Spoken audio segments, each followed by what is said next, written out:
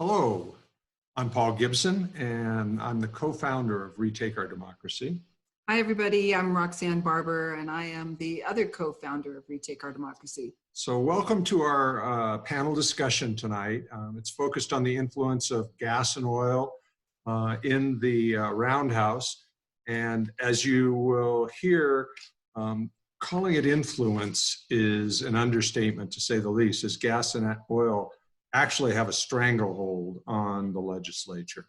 Our panelists tonight are Heather Ferguson, the executive director from Common Cause, New Mexico; Dee Dee Feldman, the former New Mexico state senator and author; and Kathleen Sabo, the executive director of New Mexico Ethics Watch.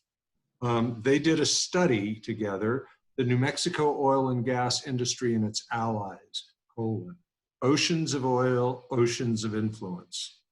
Welcome, Heather, Dee Dee, and Kathleen, and we'll get back to you in just a second. But before we really get started with the whole event, I want to acknowledge that we are on stolen Tewa land, and we want to thank the Tewa people for being stewards of this land for centuries.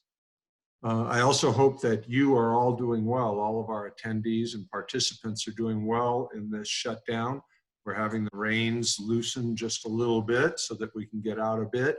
But I would encourage you to be very cautious about that and to completely abide by the social distancing restrictions. We aren't out of this by any means.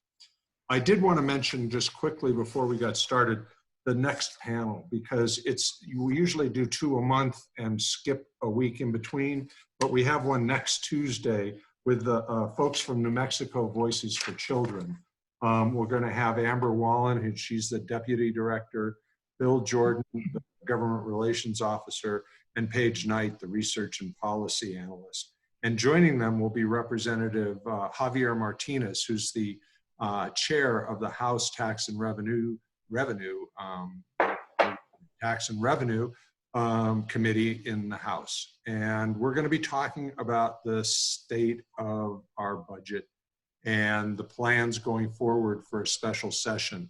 And I think this is, I spent an hour on the phone with Bill Jordan today going over how we're going to do this, and it is going to be an eye-opener, to say the least. It isn't an accident how we wound up in this problem. To pre-register for this event or any of our events, Zoominars, go to retakeourdemocracy.org, hover over the actions and events menu in the menu bar, and then below you'll see Retake Zoominar series, and you'll be able to see what's coming, but you'll also be able to see the full recordings of all of the Zoominars we've had prior to this, including this one. This one will be up tomorrow morning. So I also want to alert you that Retake Our Democracy has come up with some endorsements today. We published them today. We have 8 endorsements, including in the race against Senator Clemente Sanchez. That'll be announced tomorrow. The race again with Naomi Martinez Parra challenging John Arthur Smith, and the race with Kerry Hamlin challenging Senator Mary Kay Papin. And we are supporting and endorsing all 3 of the challengers in those races. And you can find information about that, again, at retakeourdemocracy.org. Hover over the elections menu and you'll see all the information there. Yeah, and later this week there will be more endorsements coming, so it's not just those 3. So I think the first thing we'll do, and then we'll jump right in, but I always like to give people a little bit of a brief intro to Zoom. I mean, lots of us are becoming Zoom experts at this point with this lockdown, but for those of you who are relatively new to Zoom or haven't been on too much, I'll just go over a couple of things. The format for tonight is we'll spend the first hour asking some pre-written questions to the panelists. And there's no time limit on answers, but Paul's going to moderate, and we're encouraging the panelists to keep their answers to 3, maybe 4 minutes. And then at roughly 7:30, we're going to move to participant questions. So we'll tell you how to do that. You're going to use the Q&A function, which is an option at the bottom of your screen. I'll tell you how to get there in just a second. We just want you to know that all the participants are muted, and you're not on the screen. You should just be seeing the 5 of us, our 3 panelists, and Paul and me. And speaking of which, if you're only seeing the person who's speaking, but you want to see the whole group all at once, you need to go to speaker view, and that you're going to find in the top right-hand corner of the black box that surrounds the video screen. And you'll see, if it says speaker view, you can click on that and you'll get a single person, and otherwise you're going to click on gallery view, and gallery view is what will enable you to see everyone at the same time. So at the bottom of your screen is a toolbar, also in that black box. If you don't see that toolbar, then move your cursor, hover down toward the bottom of the screen, and you should see some icons pop up. So what you can do, there's a chat icon. It looks like a little bubble, like a dialogue bubble. You can use that if you want to make a comment. When you click on chat, you'll see a window open on the right side of your screen, and you'll see people's comments. So you can comment just to the panelists, or you can comment to, well, it looks like you can comment, yeah, to panelists and attendees. So you have choices there, but we're not going to use that for questions. That's just if you have a comment during the course of the event, or if you have some sort of technical problem that I might be able to help you solve. I'm going to be monitoring that chat function. If you want to ask a question that we'll be looking at the questions in the last 30 minutes, use the Q&A function, and that is also in that bottom menu bar. Q&A, it's pretty obvious. You click on that and type in your question. We have a lot of people on the call. We may not be able to get to all of them, but we're going to do our best to do that. And I think that's it. If you have a question about functionality, you can type it into the chat and I'll answer you that way. Okay. Thanks, everybody. So before we begin our questions, I just want to put the discussion in context. The gas and oil industry completely dominate the legislature. If there's something they'd like to get done, it happens. Witness the passage of the Produced Water Act. If the gas and oil industry opposes something, it dies. Witness any and all efforts to increase royalties, strengthen regulations, increase inspections and penalties, all dead on arrival. Ditto Senator Cedillo Lopez's fracking moratorium. So tonight we're going to find out how they do it and what you can do about it. So welcome Heather, Kathleen, and Dee Dee. Let's get started. So can you tell us how the idea of studying the gas and oil industry's control of the legislature first came up? Why the focus on gas and oil instead of big pharma and the insurance industry or the NRA, for instance? And whoever wants to jump in first, go. I'll start. Heather Ferguson here with Common Cause New Mexico. One of the main focuses of our organization is money in politics and the influence of money in politics. We try to look at all of the different angles of that, ranging from campaign finance and additional disclosure and contribution limits, to doing reports such as this, where we are looking at following the money and trying to figure out where we have the influences of different industries, and more so asking the public to try to connect some of the dots that we can see here with where money is being spent in a lot of the campaigns and a lot of the events. I think that over the years, there's been a look at some various industries that have had a tremendous amount of influence up at our New Mexico legislature. And this year, we happen to focus on oil and gas. I think it's something that's been coming up more and more as this has become an incredibly important issue here, not only in our budget windfall from last year, but now our incredible budget shortfalls that we are facing coming up. And so we did not look at the NRA and the insurance lobby or big pharma. Not because they aren't also incredibly important and incredibly influential. It's just that we could probably write novels from now until the end of time about the different industries and ways that they seek to try to influence that. And all we're trying to do here is shine a light on that for the public to be able to see where money is being spent and be able to follow it for themselves. And with that, I'll kick it over to Dee Dee. Probably actually started our first. Or actually Kathleen, because Kathleen and I worked on an earlier report, and she can talk about that. That was an Ethics Watch report. Well, and just briefly, we had just in mid-January completed a report on lobbying with cannabis, firearms, tobacco, and film.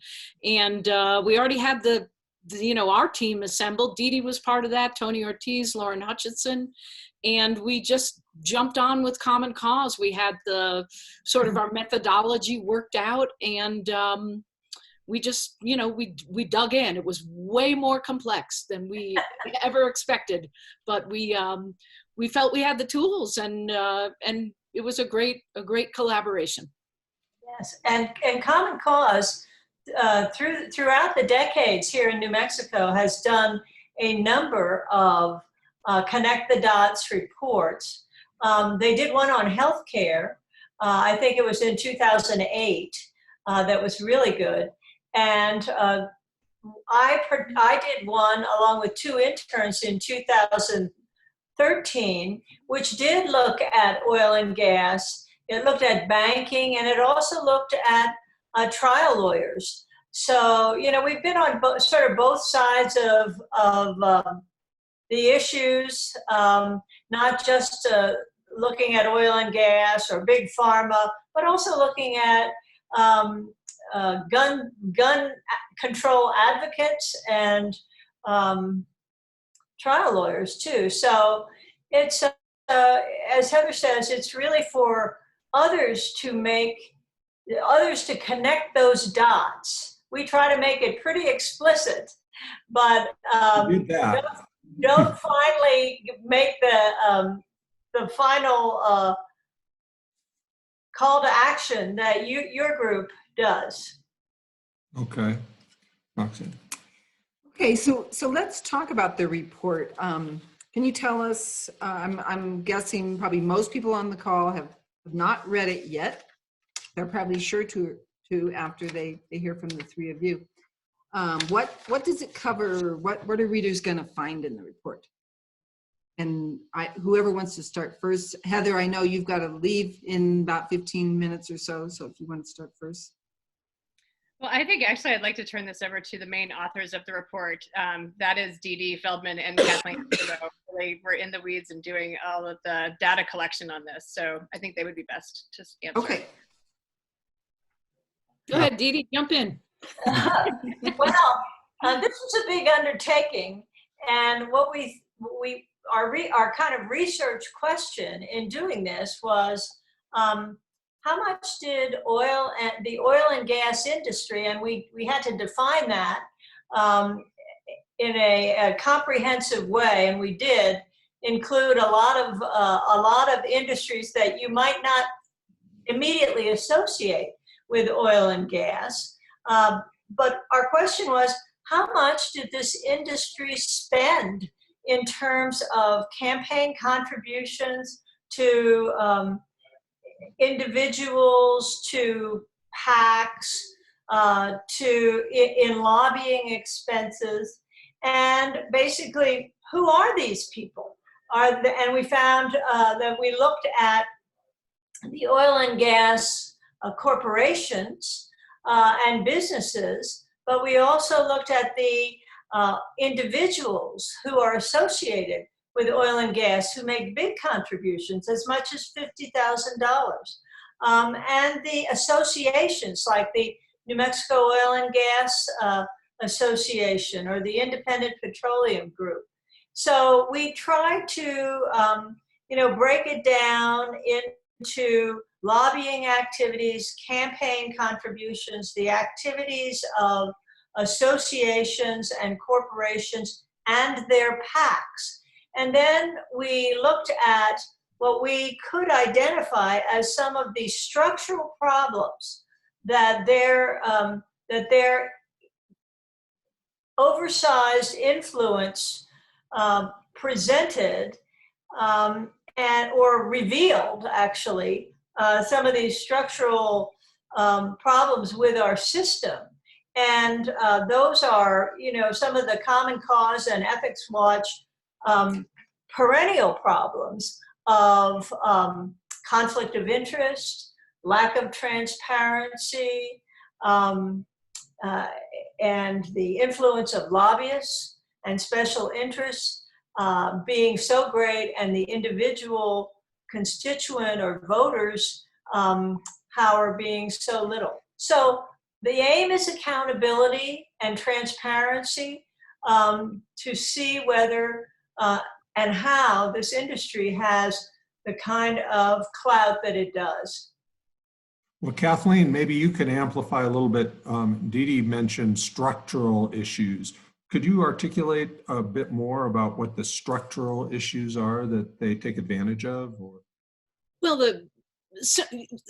one of the big takeaways of this report and other reports is that everything that's happening is within the law. And it's sort of mind-boggling when you think about it. So when we say structural issues, we mean, people aren't violating the law when they're making these contributions. And so, they're allowed to do X, Y, or Z. If they make a contribution under $250, they don't have to say what occupation they're with, all kinds of, small things that add up in a big way to really, sort of tilt the influence game in the direction of these people who can spend wild amounts of money. Mm-hmm. More specifics, we can get into, but I, the big takeaway I think is this is all according to the law as it's written. And that's why we want to change the law. Absolutely. Right. Yeah. Well, it's interesting because I looked at the report with great interest, and and for those of you who are on as attendees, you'll want to go. They list in order of the volume or the amount of donations received, all the legislatures that get them. And it's interesting, Retake has had its focus on George Munoz, Mary Kay Papin, John Arthur Smith, and Clemente Sanchez, and they're right at the top of those donations in gas and oil. But besides donations, Heather, you and I have spent enough time at the Roundhouse. Can you talk a little bit about some of the ways in which, outside of donations, we're now at the session or we're even at an interim session, how is it that the lobbyists flex their muscles there? That's a really interesting question. One thing I was going to add to the other piece that I think is so important for folks to know here is that, the campaign finance laws that we were just able to pass, and the reason that we have the disclosure to use on this report is because the courts have pretty much limited, and we have taken our laws to what is constitutionally allowable to require disclosure. We know just as an organization that all of the public actually would love to know every single penny that is being spent, and that's what our polling consistently shows. Unfortunately, the courts have blocked us at every circuit level, all the way up through the Supreme Court. So we're still limited as to what we can actually require for disclosure. When it comes to the Lobbyist Regulation Act, that is another piece that we've been working on for a number of years and will require some more work, because as you're saying here, it is also the in-kind contributions that sometimes are given. It is in many times an event or a dinner that is being covered by these guys. And we are a bit hindered right now by our current Lobbyist Regulation Act as to what kind of information we can get from lobbyists or the campaign contributors. So, for example, we can't get any information as to whether or not somebody takes somebody out to dinner for less than $100. That is not required for them to report.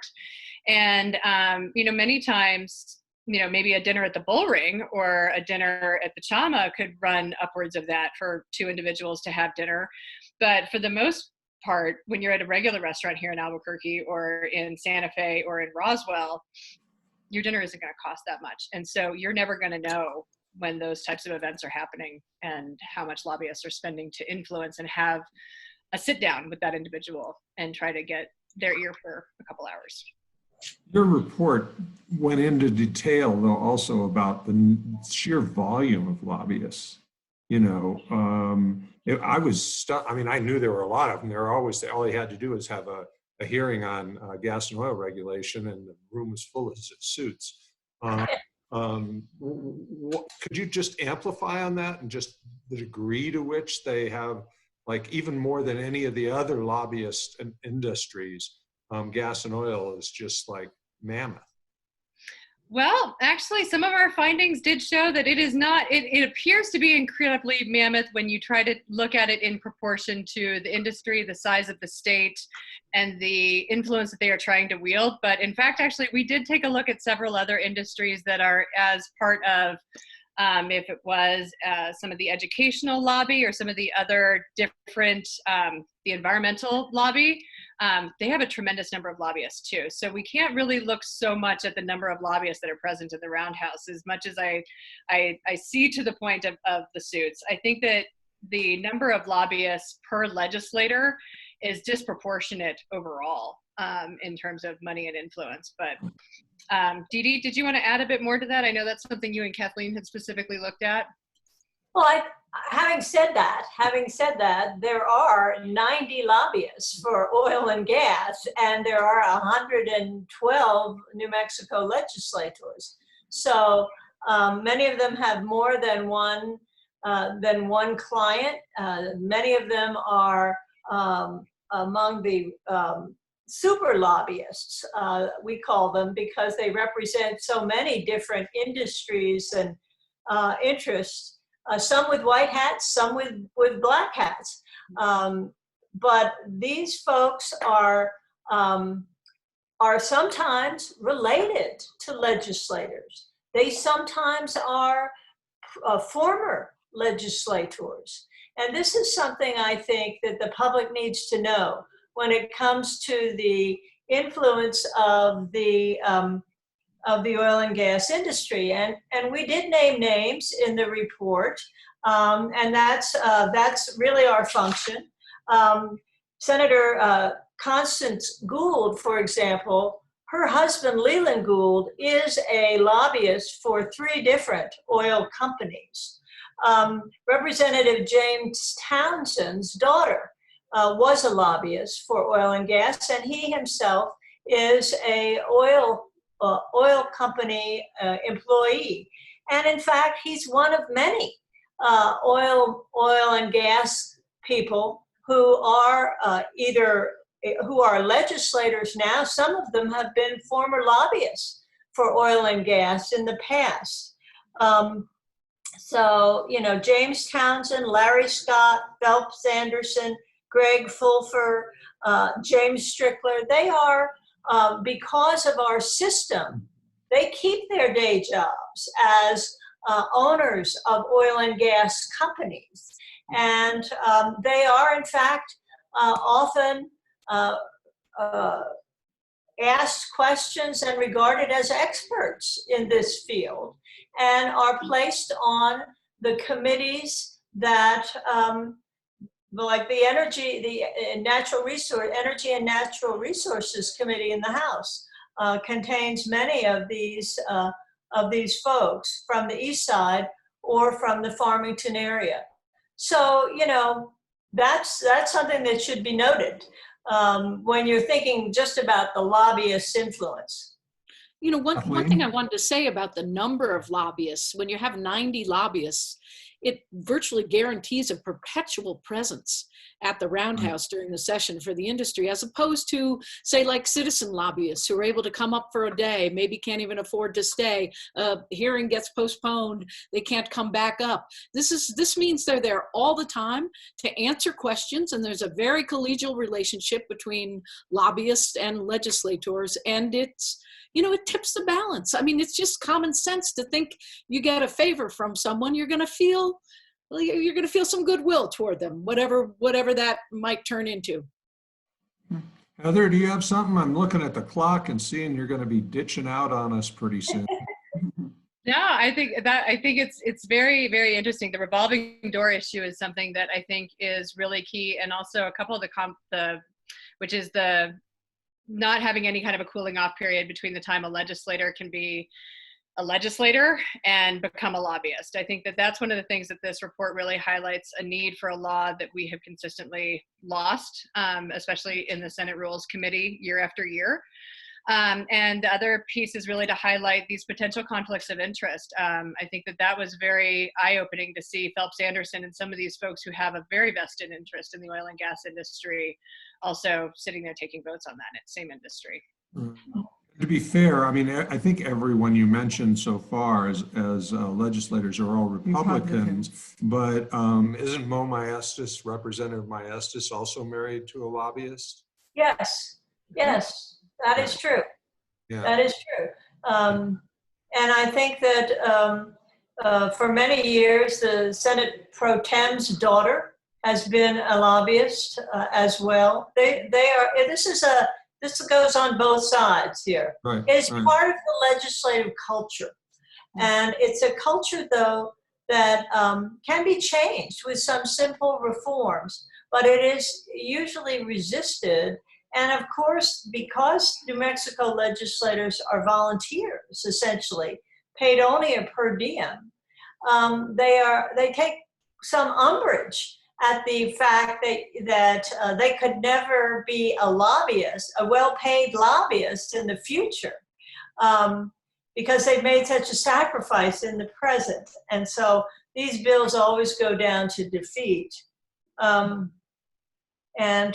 Yet there are some that feel that a representative should not be able to monetize his or her service in the future. So let's, I guess in the report you gave at least a few examples of specific legislation that passed and legislation that was defeated because of gas and oil, or largely due to gas and oil money influence. So can we maybe talk about one or two of those? And the one that that we wanted to ask about, at least first, was from 2019. And that's SB 459, which was Senator Antoinette Cedillo Lopez's fracking moratorium bill. So what was the gas and oil industry reaction to that? And how did they kill that bill? Well, let me go ahead and Heather, since you're going to be leaving, did you want to add anything? No, you go ahead. That's perfect. Well, and the reason why I'm starting is because I spoke at length with the senator about her experience surrounding this, and it was pretty fascinating. But I will have to tell you this: she was not intimidated, and but there was certainly an attempt to intimidate her with Twitter ads and mischaracterizations about the car she was driving, and even people within her own party, telling her to, she's going to kill the goose that laid the golden egg. I mean, so she had it coming from all sides. What is surprising is that in I believe it's the Senate Conservation Committee, where it was heard, where she's the vice chair, I believe, it was given such short shrift. You can't even find a record of any vote. There was a discussion, a very short discussion at the end of a meeting, and then things were just adjourned. I believe the chair said it's time to go onto the floor, and there was never any formal vote, so that nobody could be held accountable, for what they would do, and it was never heard again in that committee, and just died. And that's the short story. Yeah. Do you have something, Dee Dee, you wanted to add? No, but I mean, I think that, think of all the people that are not able to be at the committee. You all make a great effort to be at the committee hearings and, or to tune in to the committee hearings. But, what goes on in committees is the real guts of it in the legislature. And here was a committee that did not take this bill seriously. Or certainly the chairman of the committee did not take this bill seriously. It was not heard.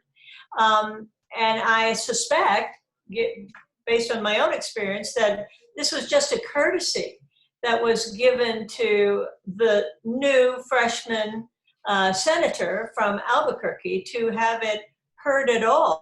I understand, Kathleen, that she almost had to beg to have it heard at all.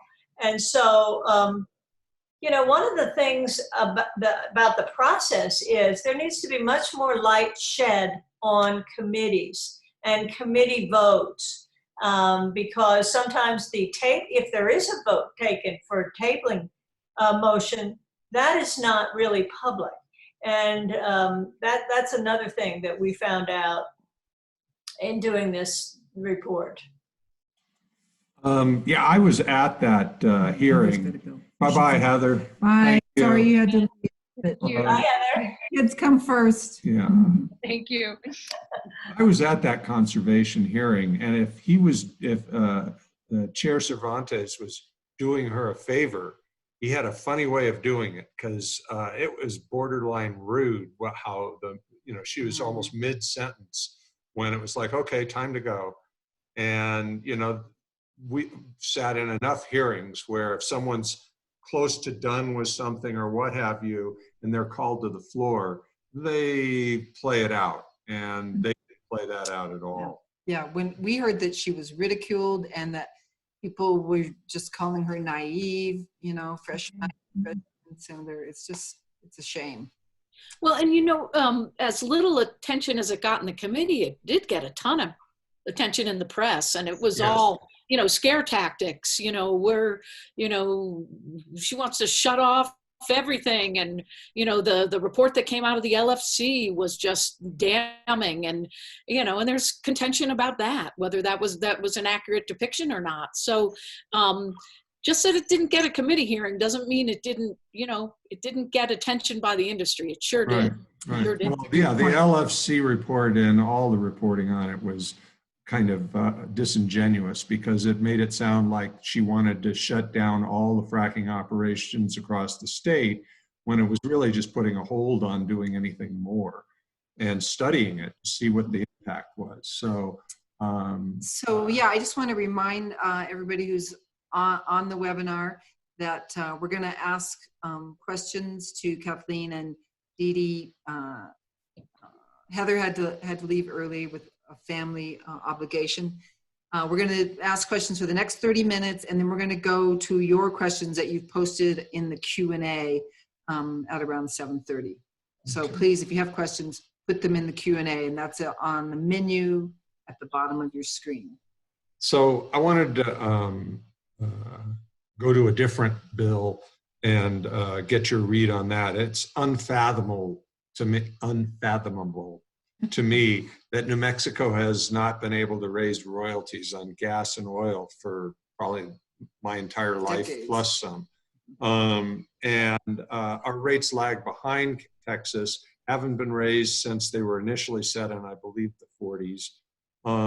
And so in 2019, SB 50 and HB 398 both died quietly without a vote.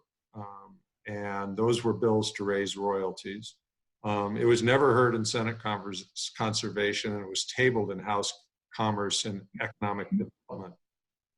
Retake volunteers were there to take note that 3 usually reliable Democrats were among Republicans tabling the bill, including Mo Maestas, whose wife is a lobbyist. What was the backstory, and what can we learn from this bill?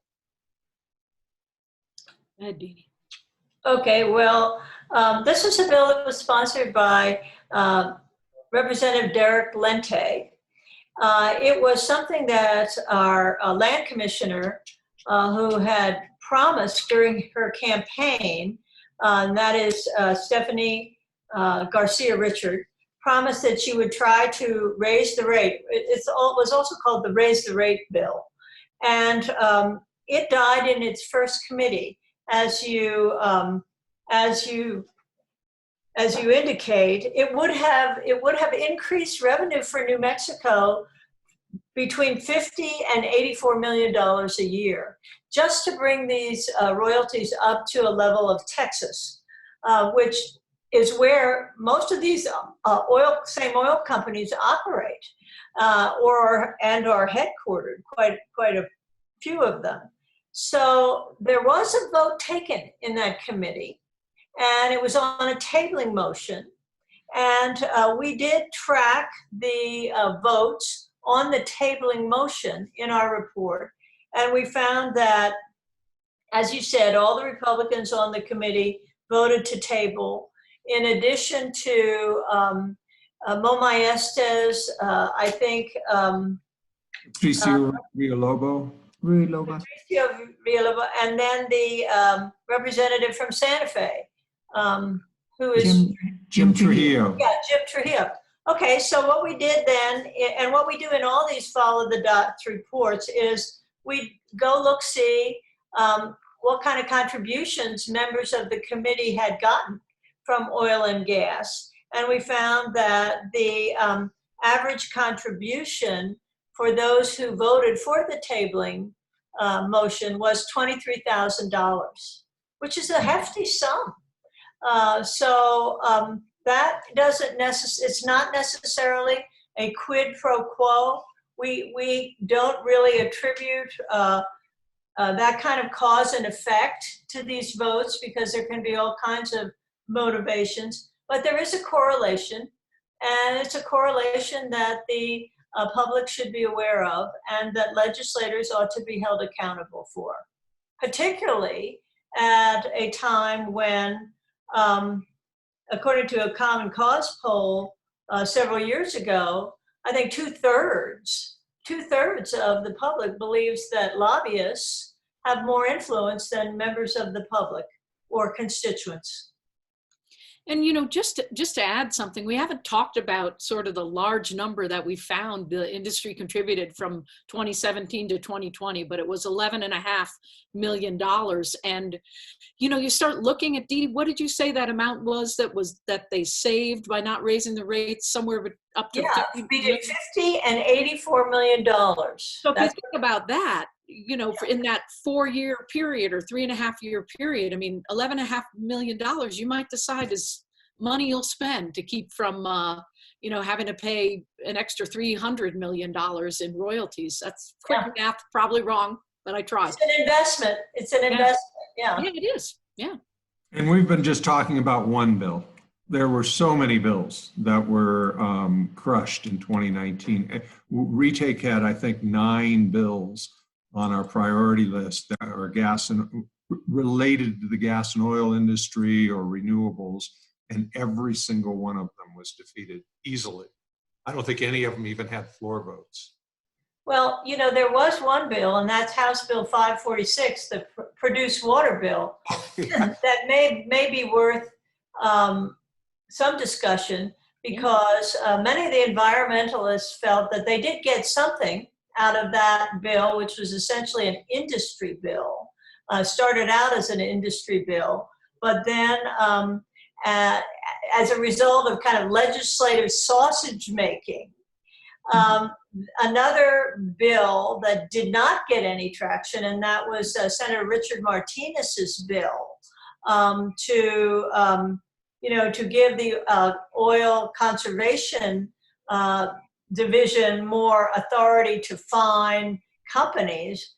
That was incorporated into this bill at the last minute in the Senate committee, and then stuck during even a conference committee, and it passed and was signed by the governor. So it's kind of a example of sausage making, the kind of sausage making I think that goes on at the legislature, where not everybody gets everything that they want, but the parties get a little something. That's why it's so slow. Everything's so slow.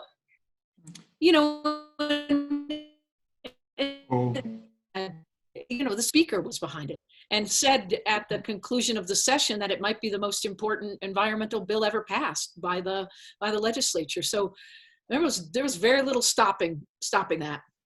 Well, and you were talking about it being sausage making, Dee Dee, but it was sausage making done out of the light of day, because the hearings that did occur lasted like 3 minutes and happened at 12:30 in the morning.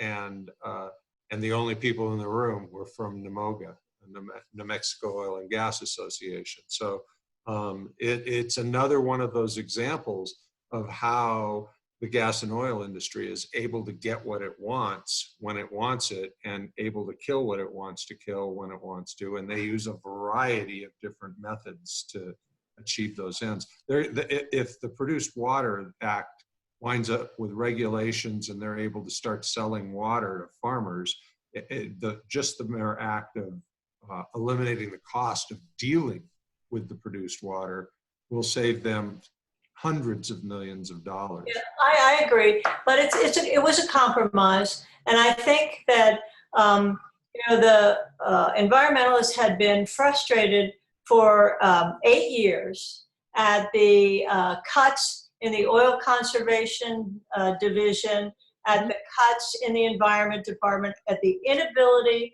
of the state, or the unwillingness, I should say, of the state to really regulate drilling and all kinds of pollution that they had wanted to. And Michelle Lujan Grisham came to office, saying that she would strengthen the pit rules. She would strengthen some of these regulations. And it was not something that the industry wanted. Mm-hmm. So this is, this was something that would strengthen those departments and give them the ability to regulate. And it wasn't, perhaps it's outweighed by the threat of what produced water in agriculture could do. But that's the kind of balancing act that goes on in the legislature. But it should be transparent. I totally agree with you. It should be transparent. And that's why we need to have open conference committees and webcast committee hearings. And this oil and gas is not the only industry that gets that kind of favorable out of sight treatment. In the first report that we did, that we published in January, I mean, tobacco got some huge tax breaks last minute that even legislators weren't aware of until after the fact. It was this huge, comprehensive tax bill, and in the conference committee, these changes were made. And so it happens with a lot of the big industries.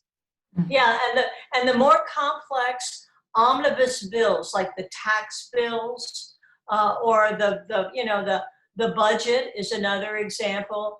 Things can be tucked in there at the last minute. That people are not aware of, and the people that are voting on it are not aware about it. At the very last minute, you have a half hour to go. Do you want a budget or do you not want a budget? Yeah, that's the kind of thing. 2 in.the.morning too. Yeah, and so that's another argument that maybe we should have a longer session. That maybe we should think these things out a little bit better. Exactly, and that leads to our next question, and it's a topic that's come up on the sidebar chat as you've been talking. Not just a longer legislature, but a paid legislature. I mean, do you think, I know that wasn't in the report as far as I know, but do you think that having a paid legislature could help reduce the influence of money from whatever, oil and gas industry or any of these industries? And do you think that having a longer legislature would help us, get these things through and get these bills done? And also paid staff for the legislature. Paid staff, yeah, because they don't have any staff. Yeah, and the first thing I want to say about the paid legislature, the devil's in the details there. Because what are you going to pay someone to, set aside their law practice, to not run, to, put aside some kind of profitable business in cannabis representation or anything else. So yes, in theory, paying legislators would be helpful, but like I said, it's the details. And this is something we talked about a lot actually when we were working on both of these reports, the professionalization of the legislature and not just paying, but paying legislators, but as you said, Paul, paying staff as well, because then legislators don't have to go to the industry to get answers to their questions. I mean, yes, we do Right. have the Legislative Finance Committee, we have the Legislative Education Study Committee, but they can only do so much. And so frequently a legislator, and Dee Dee, I'm not telling any secrets here, will call in an industry person and say, explain this to me. I don't understand it.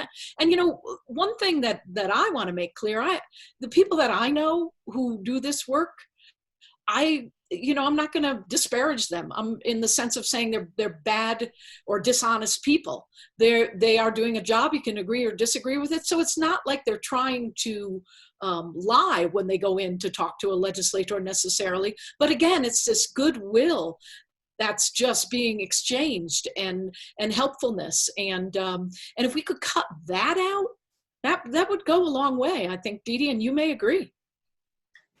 Well, you're describing a legislative culture that has built up over many years, but certainly part of that legislative culture is the idea that these are citizen legislators.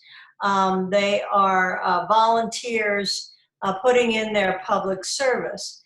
I think it's an outdated idea that came from our Constitution in 1912, when most of the people that served in the legislature were farmers and ranchers, and they could only be in Santa Fe during the non-growing season, during the winter, the 1 month or the 2 months that were, where they didn't have to work in their fields. And we don't live in that world anymore. We live in a 24-hour news cycle.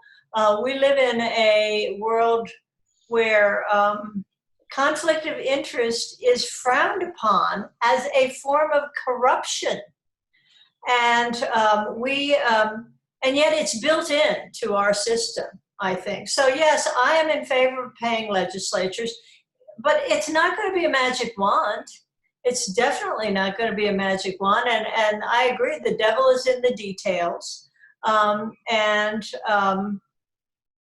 There's something good about the New Mexico small state personal relationships. You see your legislator or you used to, at the gas station, in the grocery store. And they're not professionals who live in Santa Fe and work in Santa Fe full time. They're back in their own communities. They kind of have their ear to the ground. I like that part of it. And it seems to me that we could work out something that would be kind of a happy medium. Yeah, and I introduced a number of bills, and I think that they will continue to be introduced. It'll take a constitutional amendment, to pay legislators. And the more people dislike the legislature, the less likely they are to want to pay them. So, that's a problem. But more people publicly now, public opinion polls show, are in favor of paying our legislators in New Mexico. Common Cause takes a poll every year, and that's what we've found over the past couple of years. Well, and one of the arguments for that you hear a lot is that then, average New Mexicans could serve in the legislature. Yes. They don't have to be attorneys or real estate people or come from families of wealth or be retired. Then we could have younger people, Yes. people from all parts of ours representing most New Mexicans. That's a very important point. So what other kinds of, your report had towards the end, had quite a number of recommendations for ways in which to achieve greater transparency, reduce the influence of money, maybe tie one hand behind the gas and oil and other industries' backs. Can you articulate about those? Yeah, I'll jump in with one of them. I've been looking right at them. Require recusal by legislators when members on bills on legislators must vote. It seems sort of, it would be elementary to think that happens. The problem is with our House and Senate rules. I believe it's the Senate. You're required to vote unless you seek permission not to. So, I mean, some of these rules are archaic and would take changes. And that's something we're going to do. Ethics Watch is, make a suggestion about changing these internal rules while they're at it, changing, people having to get to the Capitol to vote on things as well, and so they're ripe. That's just one. Dee Dee, you might want to jump in with something else. Well, Kathleen, you had a very good idea earlier, and that is instead of, as legislators are kind of dependent upon lobbyists for food and entertainment because they get what is now, I think, about $150 in per diem, or maybe is it 165? I don't know. But anyway, it covers the cost of a hotel for one night, and then there's no more for food or just doing anything around town if you don't have a committee meeting or something. And so that's where all these sumptuous dinners come in, sponsored by the automobile dealers or sponsored by the Independent Petroleum. We spotlighted a few of them. One of them, I think, from 2018 cost like $28,000. And it was for the whole legislature. And that's a product of this kind of culture where, legislators are looking for something to do at night and someplace to eat. So Kathleen had suggested a remedy for that. What was it exactly? We were going to ask for and we hope it'll happen. We have some support from some legislators. Ask for an appropriation of it. It's a minor amount. It's $50,000. I mean, in the scheme of things, $50,000 to the Legislative Council Service to provide meals for legislators when meetings go late. Because what happens now, or they start early. What happens now is a committee chair will ask, or a lobbyist will volunteer, let me go ahead and feed the committee. And rarely is it turned down. And again, it's just more of this sort of goodwill that's engendered that, common sense would tell you there'd be some favorability that comes back when somebody's feeding you when you can't leave the building and there's nowhere else to get food. So that was certainly one of the things that we recommended, and we hope that'll happen this coming session. Mm-hmm. Well, we have Representative Joy Garrett on the line, and she's on the as an attendee, and she's just chatted. She's getting all kinds of ideas for legislation from this session. Great. I'd add another one. One of the things that one of the legislators said to me was that we also only get one mileage for reimbursement for a return to your district throughout the whole session. Mm. And if you live far away, like Hobbs or even Farmington, that's a cost. That's, if you want to see your family once in a while or connect with your constituents, that's a cost to bear. And they're also not getting a salary. So that's right. Well, and also, I mean, when you're talking about constituent services and constituent communications, keep in mind that most legislators get the cost of one mailing paid for by the legislature. Mm-hmm. It takes a lot more than one mailing to keep in touch with your constituents. So, there have been bills in the past, and I'm talking to you, Joy Garrett, where, legislators would get a stipend with which to communicate with their constituents, to do a survey, to find out what the constituents are interested in, to inform them at the end of the session as to what happened in the session, and maybe have a little staff to help with constituent problems and constituent concerns, so that you don't have to do your own constituent work, in addition to doing your own research on items that come up during the interim, which is most of the time. So most states have that, or have some kind of a service that helps with that? We do not, unless you're a committee chair, unless you're in leadership, you're pretty much on your own out there. Now, that's a way to learn a lot, and you do learn a lot as a legislator, but it's also kind of a formula for burnout as well. So you folks, when we had talked about doing this, wanted to articulate some of the shortfalls or limitations on the report you produced.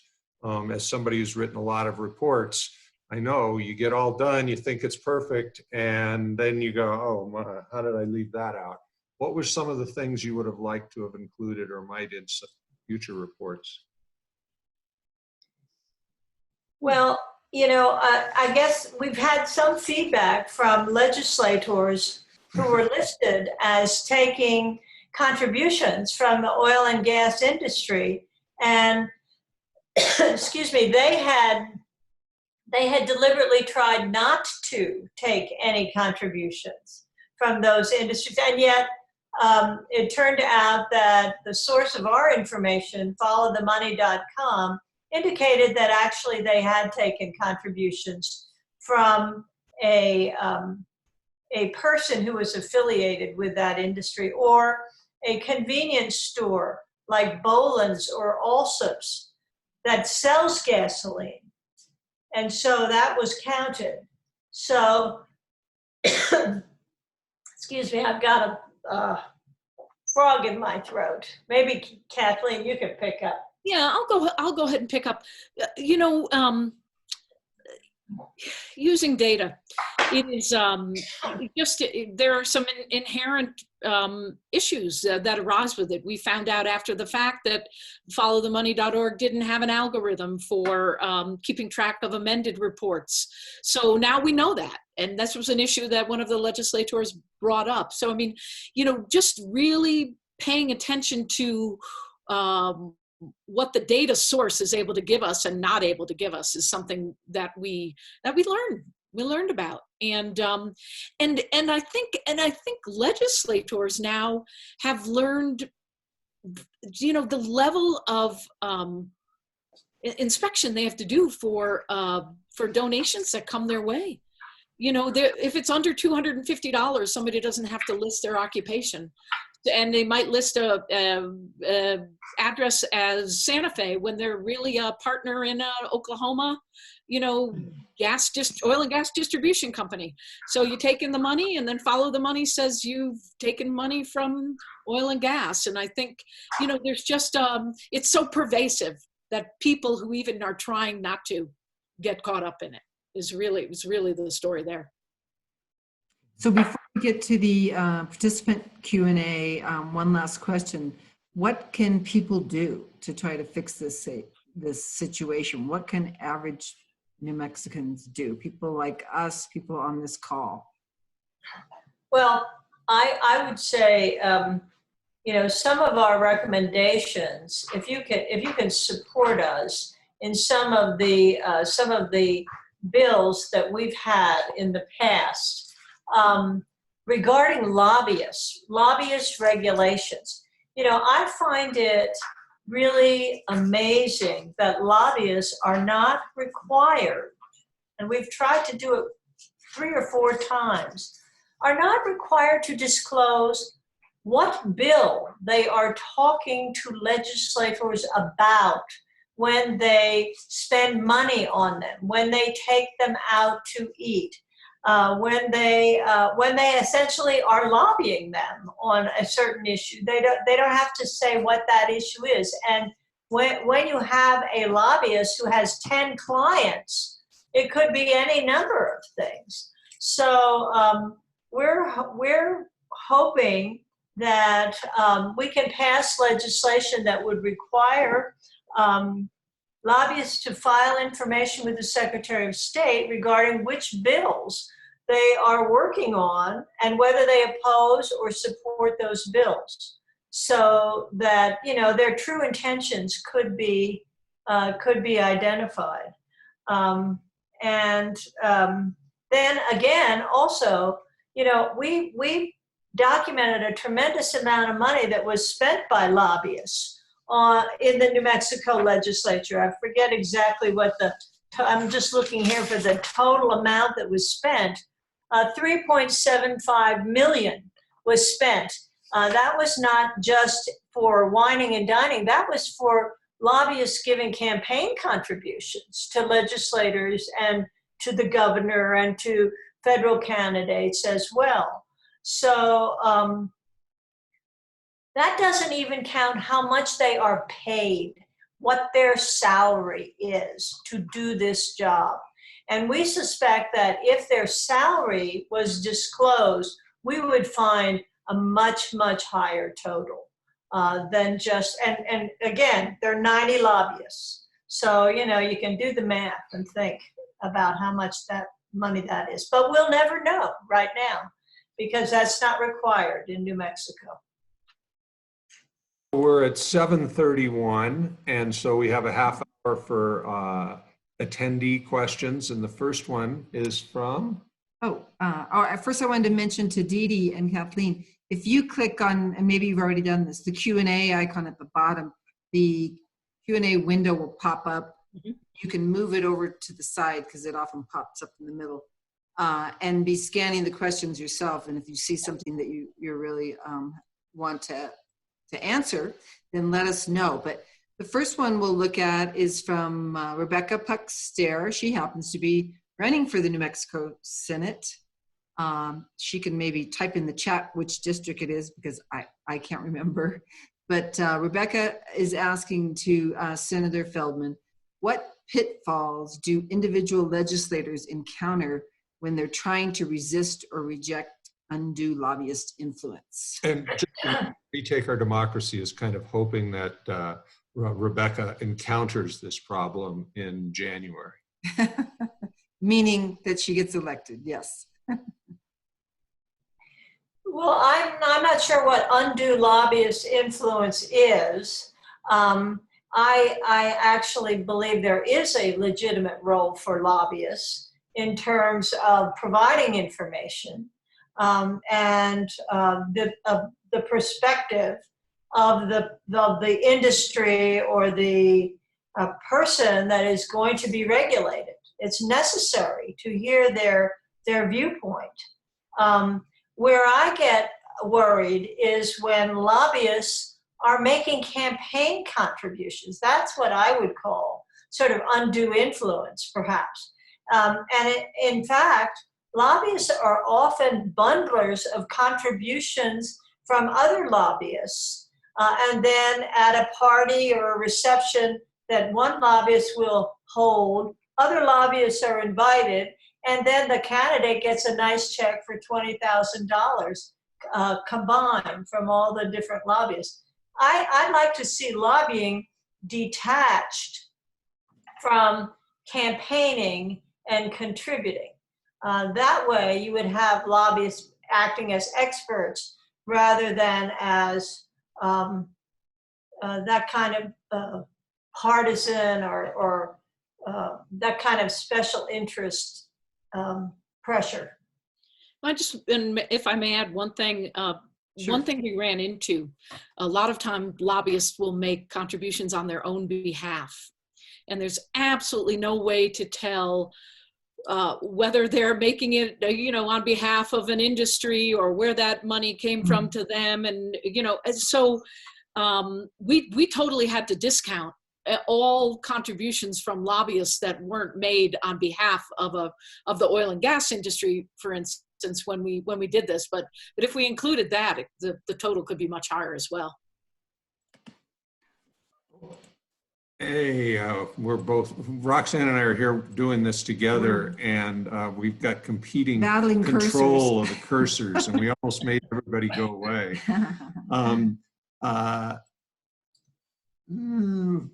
Okay, we had a question here, the one from Lonnie. Yeah, Lonnie Rowell. She or he, how will priorities for fighting against the dependence on oil and gas be set for the next 3 or 4 years? Is there an overall coordinating group kind of leading the effort to do that work? I don't know. I don't know the answer to that question. Maybe you do, Kathy. I'm not sure. Repeat the question to me again, Paul. I think the gist of it is we've outlined a problem in this session, in this Zoominar, and they're asking, is there some kind of coordinated effort to try and either put together a platform of legislation, a plank, if you will, that is like, these are the 4 bills that we will use to try and fix this in 2021 and 2023 and 2022? And is there an organization that's sort of leading the charge on that? Well, you know, one thing you're going to see is the new State Ethics Commission. They are required to report and make recommendations regarding certain bills, and they've asked, you know, New Mexico Ethics Watch in October to come and report on financial disclosure and other things that we've done reports on, because they're going to make a report and an effort, and they will suggest changes. And so they're going to, in a sense, they're going to lead the charge, the commissioners and the staff. You know, we have a coalition of groups. It includes Common Cause, New Mexico Ethics Watch, Foundation for Open Government, New Mexico First, League of Women Voters, Association of Commerce and Industry. And we are going to put together our own recommendations for how to change various pieces of legislation, including lobbyist regulation, Campaign Reporting Act. So you have an inside agency, the State Ethics Commission, and then you have our coalition who will be doing some of the similar work as well. So what's the best way for people to keep track of what that coalition is doing? You know, I listen, if you're a part of a group that fits within the mandates of the coalition, or sort of the rough outlines of the coalition, join the coalition. I mean, people can get in touch with Heather Ferguson, myself, someone from another organization they know, and we can make an introduction and get you in there. Otherwise, that's a good question. Good. Yeah. It's join is one, but also I think both Ethics Watch and Common Cause have websites. Yep. And Common Cause New Mexico has a part of their website every legislative session, which keeps you up to date on the legislation that we're following and what you can do. And that, combined with the ability now to follow the committee hearings and the floor session and track the bills with the help of the locator, gives an individual a lot of power that they didn't have before. Okay. But, I think Lonnie was asking something different. And that's a really big question. And that is, how are we going to remove the utter dependence of the New Mexico budget from the very volatile oil and gas industry? What's the plan for that? Well, I'm not sure that there is a plan for that. And I think what we saw in our report was the fact that so much of the New Mexico budget and the permanent funds are derived from oil and gas revenue, that in the legislature there is a definite feeling that we don't want to rock the boat. We don't want to kill the goose that laid the golden egg. And now that the golden egg has gone away, now what? Now is it the time for a Green New Deal, a overall plan that would push alternative energy and replace this kind of dependence? I think that that's what the oil and gas industry was afraid of when Michelle Lujan Grisham was elected. And that's the reason they increased their lobbying efforts and their spending, which they increased because before they had a governor that was very friendly. But now it's kind of the danger zone for them in more ways than one. So I don't know what's going to happen. It's very clear from the campaign reports that we read about in the newspaper that they continue to spend big money, even in the primaries here. So they are, they're although they've lost a tremendous amount of revenue, they're wary about what's going to be coming the next time. Well, that's, I think, at least in partial answer to the next question that I was going to ask you. This comes from Shannon Kunkel about, do you anticipate that the downturn in oil and gas prices is going to impact the number of lobbyists at the Roundhouse or the contribution levels? Or are they still giving generously even when prices are way down? It sounds like you're saying they might, at this point anyway, still be putting a lot of money in. You know, the reports that were filed in May showed, like amounts of money from previous years. I got calls from reporters, hey, Chevron is making this level of contribution. And my answer was, yes, they always do. Here's some of the things that they've done in the past. And then the question was, same one posited is, will the downturn affect spending? And I think the stakes are pretty high for them. I think we can only guess. My guess is it will affect it somewhat, but not tremendously. There'll still be an outsized, level of contribution that goes to candidates. We were talking about the Green New Deal or a just transition. Dee Dee, you mentioned it. Roxanne and I were in Deming last summer and had coffee with John Arthur Smith for like an hour and pressed him on 2 hours. Yeah, actually, the guy likes to talk. We asked him about a transition plan, and he basically said, you won't get a just transition plan or any kind of transition plan until the crisis. So the money runs out. Until the money runs out. So to what Dee Dee just said, the money's running out. So let's see what happens when we try and advocate for that kind of just transition. We'll probably be told that we can't do it now when gas and oil are on the mat, and struggling so much. But it does seem like it's time to do that. Claudia Reisner, who's also a candidate for the state Senate. Senate, I think, okay. And doesn't have a challenger in the primary. Without diversifying our economy, decoupling it from fossil fuel industries, how can legislators and the governor stand up to the industry because that revenue funds the programs that they support? I think, Claudia, you've really identified the devil's bargain that New Mexicans find themselves making with the oil and gas industry. I mean, where did that money come from to create a early childhood trust fund? It comes from oil and gas, So now we're going to have to probably get rid of that early childhood trust fund because we no longer have the revenue. So I think that's a great observation, Claudia. I don't have an answer for it, except just the weaning process. Weaning ourselves off of this dependence is not easy, and it will be done over time and gradually. And it takes a crisis, like John Arthur said. It takes a crisis to really set a new direction, I think. Yeah, go ahead. Okay, so let me see. Oh, Adam Wasserman is asking, is there another state that has regulations and procedures that we, New Mexico, might take as a model?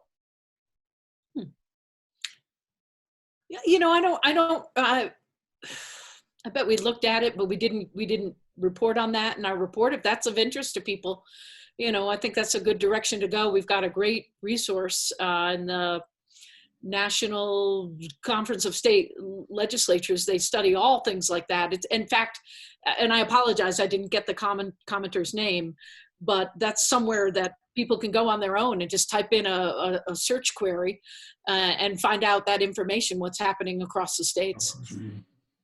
Sorry. Okay. Well, I'm sure that person is still with us, so you answered the question. Okay, and then I think, did you want to ask the next one? Yeah, I'll Paul? try and ask Marielle's question. Marielle Nanasi. Well, I think she got into the weeds a little bit again. It's a 4-paragraph long question. Yeah, I'll try and do a Cliff Note version. Basically, I think what she's saying is that, well inspections actually have decreased since Governor Lujan Grisham took office by a reasonably significant amount, 42,888, 28%. Okay. And according to the New Mexico Oil Conservation Division, there were like 1,500 spills in 2018. So there's obviously the need for more inspections, and there's an enormous number of spills to possibly be able to prevent if we had more inspections. Can you comment on how the lobbying that is done and the money that is donated can kind of prevent that from happening? And if you want to add, she had something more at the end there, Roxanne, and I couldn't read it. Well, she says, it appears that state officials' action and inaction has led to the policy and practice that repeat oil and gas offending companies know that their abuse of people and land would be ignored or perhaps ticketed, but rarely, if ever, penalized. Do you agree? That's kind of a mouthful.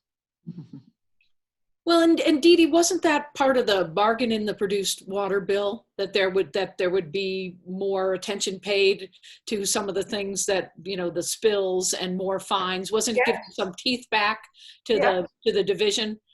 Yeah. So I whatever you think of the produced water bill, it did spawn that, which will probably be good for all New Mexicans. Yeah. So I think that what Mariel seems to be saying is the situation is getting worse under Michelle Lujan Grisham's administration than it was under the Martinez administration. And that's on its face a little. I don't know the particulars, but on its face, it's a little bit hard to believe. Of course, there may be more activity now, and so more needs to be regulated than before, because we didn't have this huge increase, this huge boom in activity before. So I'm not sure. I think that, eternal vigilance is important with the oil and gas conservation division to make sure that those regulations are, and there are hearings that people can go to. And I know that the Independent Petroleum Association is commenting on the regulations, and they're trying to get them to meet their own specifications. So I think it's important for people to keep their eye on that, on the regulations as well as the law. So that would be my only comment there. I haven't kept up with, the number of barrels of produced water spoiled, etc. Roxanne, were you going to ask the next question? Which one did you? Did either of you see a question on there that we haven't asked yet that you really want to get to? If not, we'll just go ahead and pick something. Well, I do notice that Rebecca Puck-Stair asked, what is your opinion of New Mexico FOG, the Foundation for Open Government? And are they effective in shining sunshine into our government? And I am biased because I'm on the board of the Foundation for Open Government, and it is an organization that both Ethics Watch and Common Cause works with quite often in terms of getting transparency to shine more sunlight on our activities. And I would just say, I think that organization is even more important now in the time of coronavirus, because so many of our public meetings are going to be held online in Zoominars and Zoom meetings like this one. And I know that FOG and Common Cause, and Kathy, you may have something on this too, they are actually pushing for public to make sure the public has an opportunity to comment in these mechanisms, and to be to be able to access this during this time, because this is a time when things could be pushed through in the under cover of darkness, and we can't go back there. We can't go back there. And one thing that FOG is pushing for, you may have seen an article already up in the New Mexican, and Ethics Watch is, assisting them however we can, is, opening up the budget process. And that is essential right now. And we're not so different than other states in that we have, in the end, we have a group of very powerful people who make a lot of very important decisions. But there are things we could do along the way in terms of getting input, in terms of making things more transparent. We heard from legislators who said, hey, we didn't even know what was going to be in the budget, never mind the public. So, there's a lot of room. It's true. There's a lot of room for improvement there, and FOG is going to be really leading the way on that issue. I just realized that Puck had said, whoops, I withdraw my question about FOG. Yeah, it's okay. Sorry. I was going to ask a question from Rainey Upton. I'm going to rephrase it a little bit, but basically she wants to know who, one of the things that was in our report card for 2019 pointed to the influence and manipulation of how committees can kill bills and so forth. She wants to know how committee chairs and committee assignments are made, and how transparent is that process? And I have a follow-up question to that when you answer, because I know the answer. Well, Dee Dee's a former committee chair, so you jump in there, Dee Dee. Well, wait a minute. I forgot what the question was. How are bills referred to committee? No, how are committee chairs and committee members assigned in the Senate and in the House? Okay. Well, this is a function of the Committee on Committees. The Committee on Committees is appointed by the President pro tem. It usually includes the leadership. It always includes the leadership of both the majority and the minority parties, as well as well, those are the only required members, I think, and it's just by tradition that they're required. And then the President pro tem picks the rest of the members. And it used to be in the Senate. This is in the Senate. And then that Committee on Committees selects the committee chairs and the vice chairs. In the Senate, members, submit their requests as to what committee they want to be on. And of course, they'll talk to the pro tem and the majority leader if they want to be a chair of a committee. And usually the chair of the committee, it used to be based on seniority. It's no longer really based on seniority, and it is at the discretion of the President pro tem. I would say that. However, I will say that, I was in the Senate a long time ago, in the late 1990s, when under one pro tem, the Committee on Committees never met at all. And so the pro tem, who was Manny Aragon, he just did everything himself. And if they did meet, it would be for 5 minutes in his office, and they would be presented with a list. So in the past decade, that has improved considerably. So That's how committee chair and members are selected in the Senate. And I believe that in the House, they are just simply selected by the Speaker.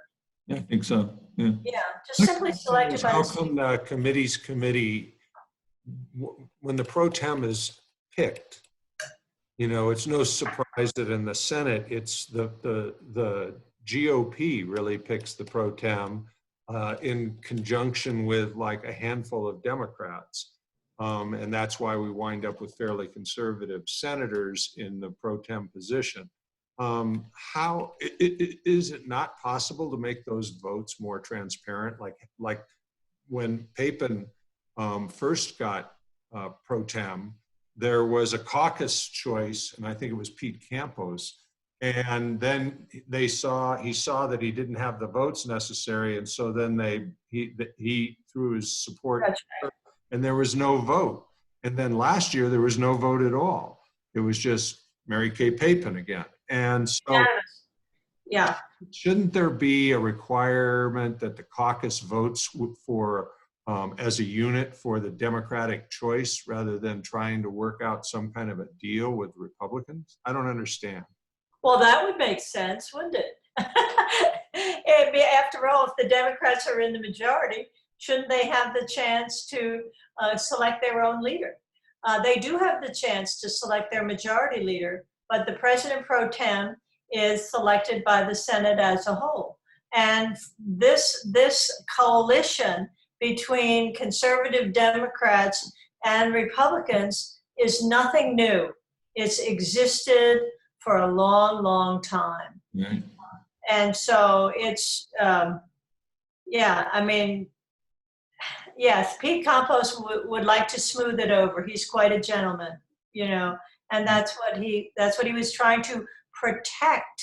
You see, he was trying to protect his fellow Democrats from having to cast a losing vote. And that often happens. And that runs directly counter to accountability. Right. Yeah. So that's a contradiction. So we're almost out of time. It's 3 minutes to 8. And I'm sorry we did not get to all the questions, but that's just about all we can do. But we want to give each of you, Dee Dee and Kathleen, a minute to wrap up and say anything else you haven't said, or this may have come up already. Where should people go to learn more? And I think probably Common Cause website and New Mexico Ethics Watch, website as well. But go ahead and wrap up and make any comments you'd like to close with. Kathleen, why don't you go first? Sure, and thank you, Paul and Roxanne, and thank you to everybody who joined us. I see some names of people who are, great champions of good government here, and really appreciate the opportunity to talk with you. I would encourage people to get in touch with our groups if you have, ideas or concerns. We might be the faces of our groups, but there are lots of people who have a tremendous passion for these issues and have great ideas. And since we're meeting as a coalition, if you get the opportunity to join, or if you just want to pass information on to us, just really appreciate it. And we'll keep shining the light. That's what we can do. And that's really what this report does, is shines the light, shines it brightly, and let us know where else you want us to look. We want to serve the citizens of New Mexico, and so please, by all means, get in touch with us, and we'll be happy to talk with you. And I know that's true for Common Cause as well as New Mexico Ethics Watch. Dee Dee, what do you have to say? Well, thank you again, Paul and Roxanne. I appreciate it. And thank you to all the people that participated here. I'm really gratified that so many people are interested.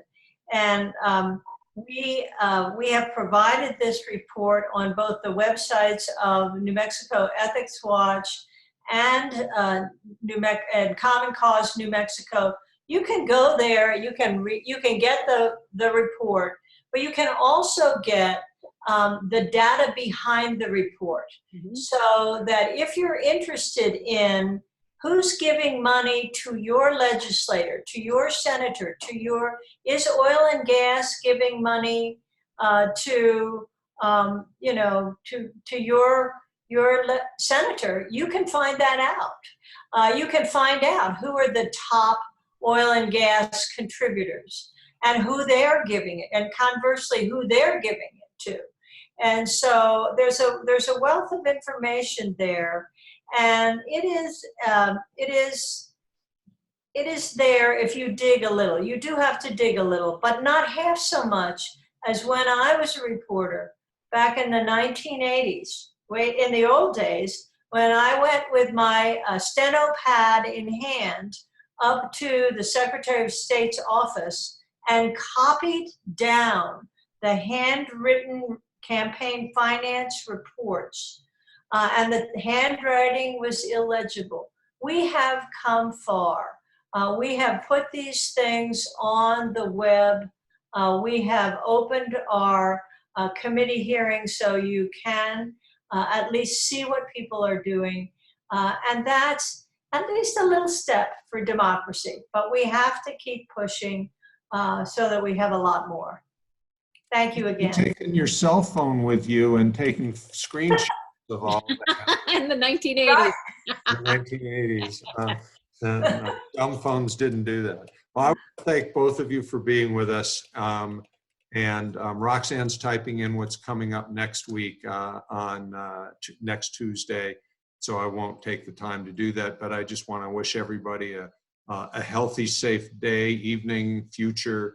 And I would strongly encourage all of the folks who are attending to stick with these Zoominars. I think we're starting to bring in some people on the Zoominars who are influencers in the legislature or who are seeking the legislature. And so it's an opportunity for us to start conversations informally and get to know each other. And so thank you all for being with us. Roxanne, do you want to say something? Just want to remind everybody that this is being recorded and it'll be available starting tomorrow on our website. You go to action under the actions and events menu at the top of the page, and then you go to retake Zoominar series. You'll see what's coming up, but then if you scroll further down the page, you'll see the recordings of those that we've already done, including this one. And you can share that with friends, and we hope that you will. Okay. Thanks, Thank you, everybody. Be safe. Again. Thank you. Bye-bye. Good night. Thanks. Good Bye-bye. night. You stop recording? Yeah. Or